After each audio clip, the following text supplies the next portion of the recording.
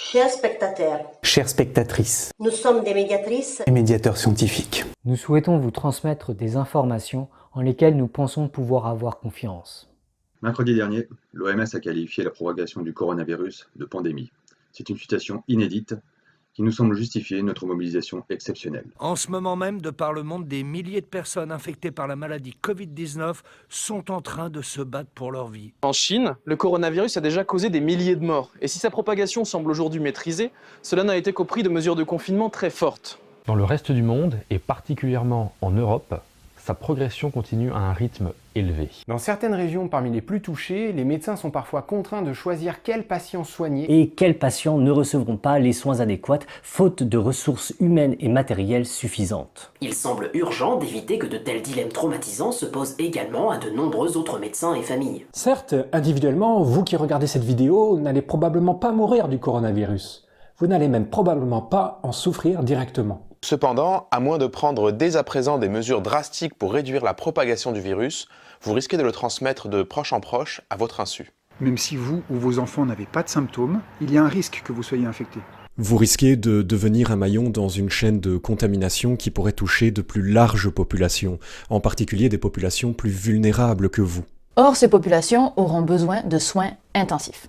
Et leur traitement pourrait conduire à une surcharge des services sanitaires et hospitaliers, ce qui rendrait encore plus difficile l'accès à des soins adéquats.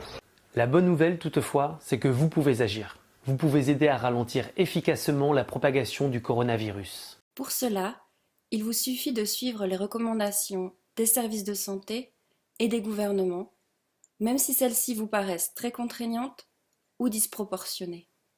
Limitez vos interactions sociales. Annulez vos soirées. Éloignez-vous des foules. Lavez-vous régulièrement les mains avec du savon. Ne serrez pas les mains des autres. Et ne les embrassez pas. Toussez dans votre coude ou dans un mouchoir jetable.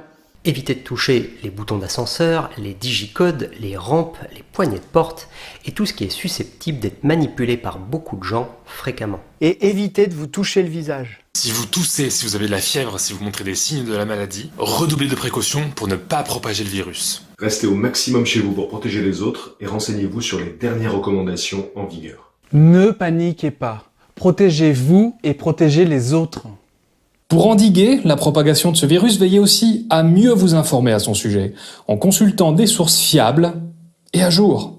Méfiez-vous en particulier des sources douteuses, car malheureusement dans ce contexte, les fausses informations se propagent elles aussi très vite. Elles peuvent freiner dangereusement les mesures de précaution. Notre connaissance du virus et notre compréhension de la situation évolue chaque jour grâce au travail monumental des scientifiques et des agences sanitaires. Tenez-vous correctement informés. Nous vous invitons notamment à consulter les descriptions de cette vidéo qui listent de nombreuses ressources de vulgarisation ainsi que des ressources d'autorité reconnues. Enfin, vous pouvez contribuer plus encore en relayant cette vidéo. Et en encourageant vos associations, vos entreprises, votre entourage. À eux aussi de prendre les mesures de prévention adéquates pour freiner la propagation du coronavirus. Le coronavirus est un défi qu'il nous faut relever collectivement. Nous comptons sur votre support et votre aide pour limiter ces dégâts Et revenir aussi vite que possible à une vie plus sereine.